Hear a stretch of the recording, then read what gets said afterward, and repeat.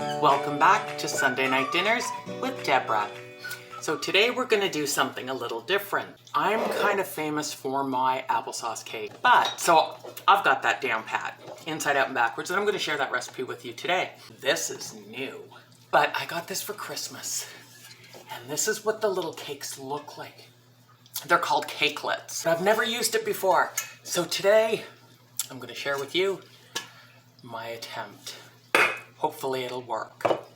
Now, if you don't have a fancy schmancy, oh my gosh, so pretty cakelet pan, you can use a loaf pan. Use mini loaf pans. They're great for mini loaf pans. You can use muffin tins, or these are your two standard type of bundt pans. Either the one-piece molded or the two-piece that has the tube that comes out that's used for angel food cakes. But today, we're going to try the special pan.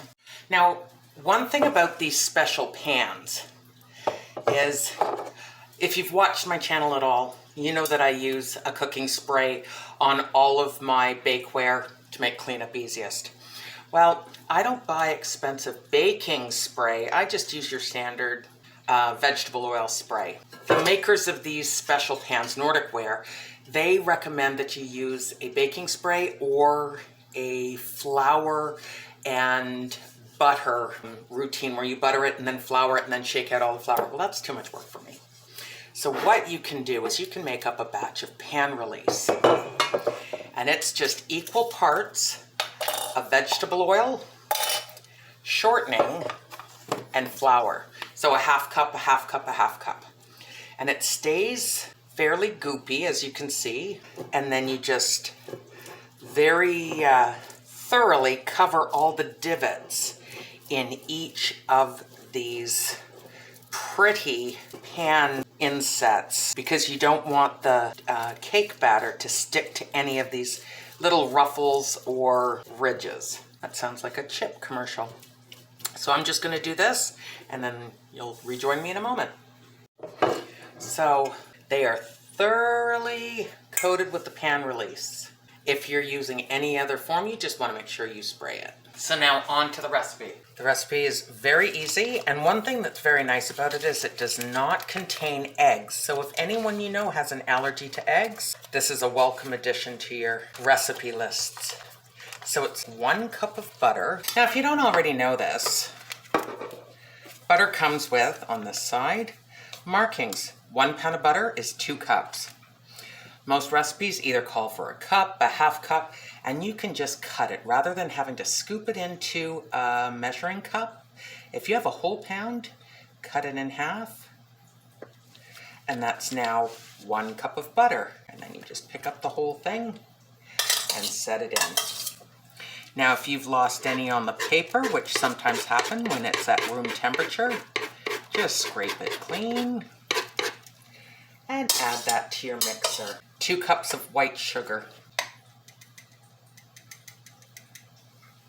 And there we go. We turn the mixer on and we cream it for about 2 minutes, just until the butter and the sugar is completely incorporated. And because it's an applesauce cake, we need applesauce. Now, I make my own applesauce, and then I freeze it in 2 cup increments. I usually put in about 2 or 3 tablespoons more than 2 cups, about 2 tablespoons, because not every single drop is going to squeeze out of this bag. And I don't want to short my recipe, because it needs the full 2 cups of applesauce. You can also use store-bought as well. But now I'm just going to drop this into my butter and sugar mixture. And the only thing that's in this applesauce is just apples. As you can see, here's the bag after. It's cleaned out, but there's still enough to make a difference when you're talking about baking. I'll put it in my mixer for about 1 more minute. So now I just scrape down the sides to make sure it's all incorporated. So it takes 1 tablespoon of cinnamon, 1 teaspoon of nutmeg, 2 teaspoons of baking soda, and 1 teaspoon of vanilla.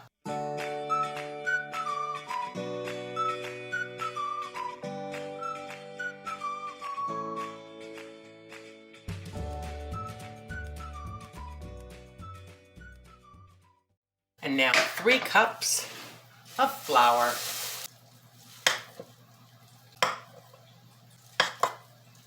Okay, now we try not to have this go. I just put my hands over the edge to try and minimize the amount of flour that flies. Now we take it down.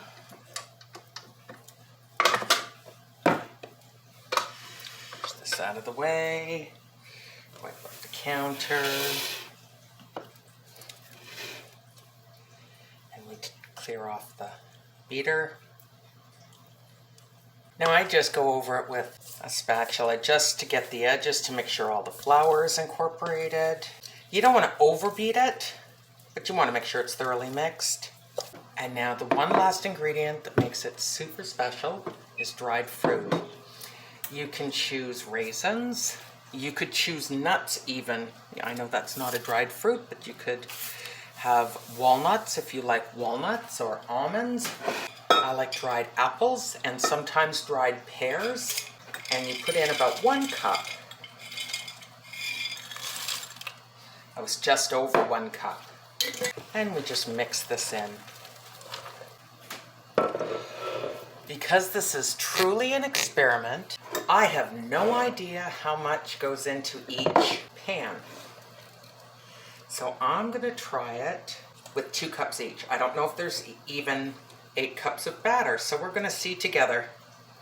This could be a colossal fail or not.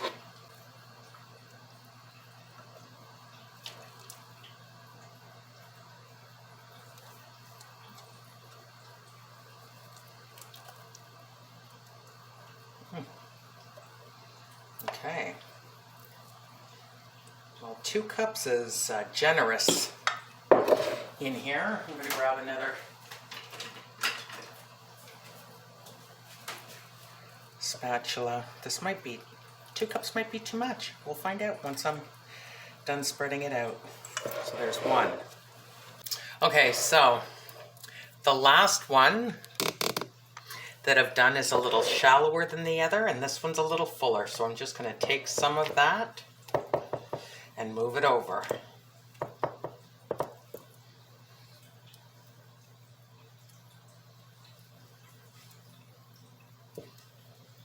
We'll see. Now, one thing I am going to do is I'm going to bake this on top of a parchment paper, on top of a baking sheet, just in case it completely spills over, so that I don't have to clean it up out of the bottom of the oven. So if you're baking it in a normal tube pan, bake it at 325 for 1 hour and 10 to 15 minutes. Always test it before you take it out. Now these, I'm going to test them after 30 minutes. So that's the timer.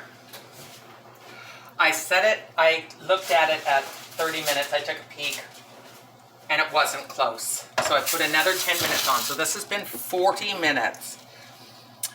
And I have a long skewer, and it's coming out nice and clean. I am checking each one though. Okay, I'm going to set these here to cool before I try and remove them. I want them to be kind of at room temperature. And I'm going to try and remove them. And that's going to be the next step of this great experiment. So I've got a wire cooling rack. And I've got my, well, they're still above room temp, but they're totally able to touch, but the pan itself is still hot. So I have a hot mat underneath. Now this is going to be interesting. So I'm taking my cooling rack and I'm going to make sure that I turn it the opposite way. And we're going to see how good this works. And now flip. Okay.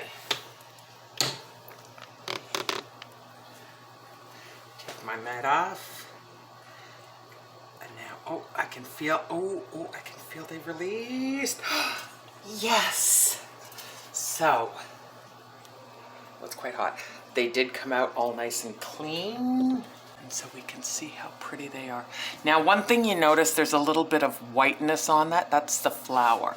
So I can actually either brush it off so that you don't see it, or what I'm going to do is I have a little bit of cream cheese icing, cinnamon cream cheese icing to be exact, that I had in my freezer from another time. I'm gonna put it in a piping bag once these are cool, and I'm gonna drizzle it over the top. But look at how pretty those are. And they really do show all the swirls.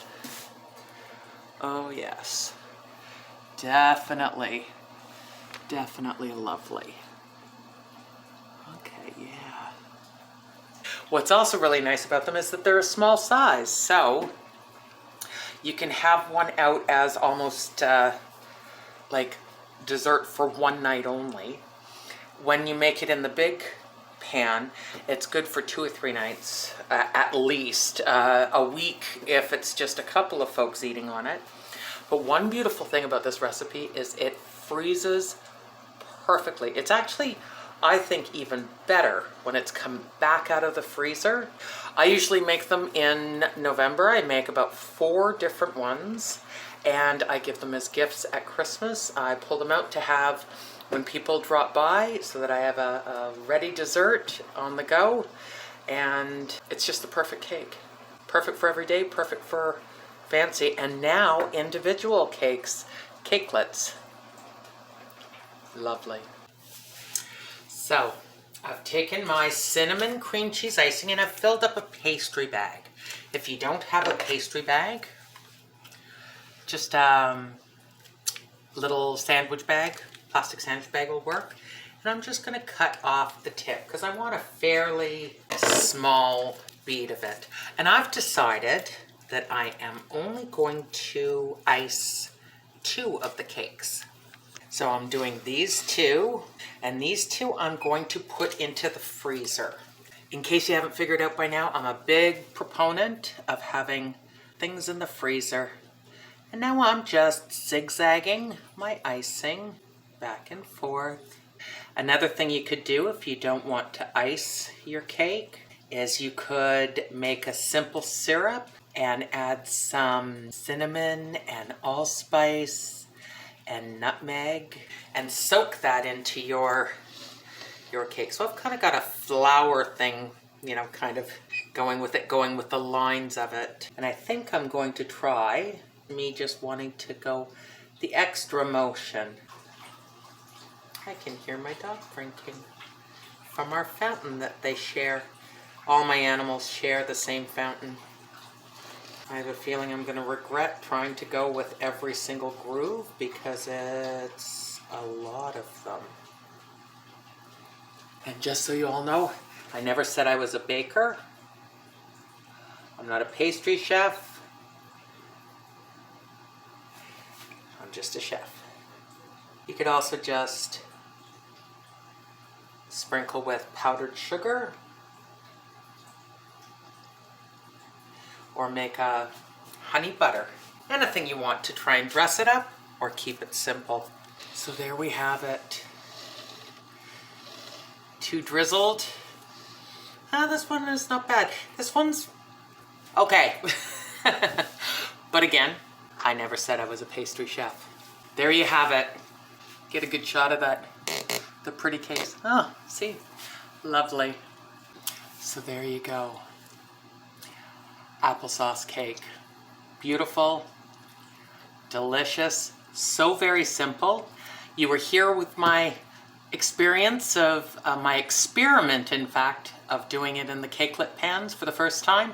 I'll try and put in the links below of Nordic Ware, of where I got it off of Amazon. And if you like what you see, don't forget, hit the subscribe button, hit the notification bell, leave a comment, tell me if you make it yourself, how much you love it, and how you ended up decorating it. Icing, a wash, eating it plain, let me know. And I want to thank you for joining me, and we'll see you again.